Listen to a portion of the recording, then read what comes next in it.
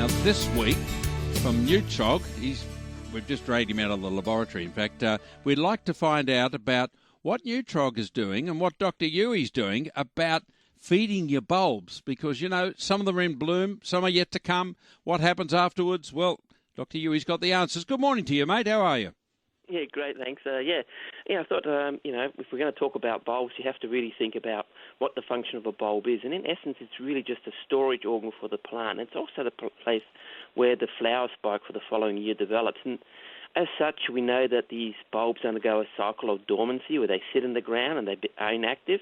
And then when the environmental conditions are right, they become active, push out the flowers. But once the plant has finished flowering, we see that the bulb, especially winter flowering bulbs now, the plant goes into what we call a foliage phase. And in effect, the plant now actively starts to restore nutrients in the bulb, and it does this in several ways. Firstly, it draws nutrients, obviously, from the soil. It stores sugars via photosynthesis. And lastly, it draws nutrients back out of the leaves into the bulb. Yeah, so important. Now, what happens if you dig up your bulbs or cut off the leaves once flowering is done and you think, oh, they look a bit untidy, so cut all the daffodil leaves off? What happens then? So obviously, if you dig up your bulbs early, they tend not to flower the following year, as they would not have had an ability or a chance to store nutrients to produce flowers. And similarly, if you cut off the leaves, the plant has no chance to make sugars via photosynthesis, nor pull those nutrients back. Now, a mistake some people make is they bundle all the leaves together to try to tidy up the plant, but that really reduces the plant's photosynthetic ability, and it then starves the bulb of carbohydrates. So you should really let the leaves die right back and then cut them off. Also, we've got to remember that not all the nutrients can be pulled back from the leaves. So things like nitrogen is pulled back quite easily, and some of the other macronutrients, but some of the micronutrients are really immobile. That means the plant really has to obtain these from the soil, and as such via fertilizing. So it stands to reason that if you starve your bulbs, they will either not produce flowers or they will produce weak, smaller flowering spikes. Aha. Okay, now listeners, pay up attention on this, because this is where we get the second season. So when should you fertilise, and which fertiliser would you use for your bulbs?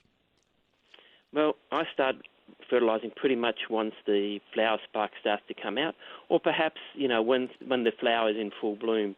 And this is because now the bulb has spent much of its energy. It has enough to finish that flowering process, but it needs to rejuvenate for next year. So ideally, you want to start before the plant dies back, because once that happens, essentially no more nutrient uptake and storage will occur. So ideally, use a fertilizer designed for flowering plants. Now, I would use either Sudden Impact for roses, or because I also have quite a number of camellias and maples and that sort of thing, you like to use Kahuna. Now, both of those are organically based and chemically boosted, so they provide all the nutrients to reinvigorate the bulb for next year. And the important thing is, don't leave it too late for your winter flowering bulbs. 100% I agree with that. That's just great advice. So now is the time to fertilise your bulbs. Whether they're in flower, start to feed them using either Sudden Impact for roses or the Kahuna, especially if you've got camellias and azaleas and things around where you've got your bulbs. And that will ensure you have magnificent flowers from your bulbs for years to come. Now, Sudden Impact for roses and Kahuna are certainly available at Bunnings, other hardware outlets, and, of course, all good garden centres. Good advice. Thank you once again, Yui. Not a problem, Graham. Have a fantastic week. Good. Yeah, you too. Keep warm. Ooh, chilly. Traffic.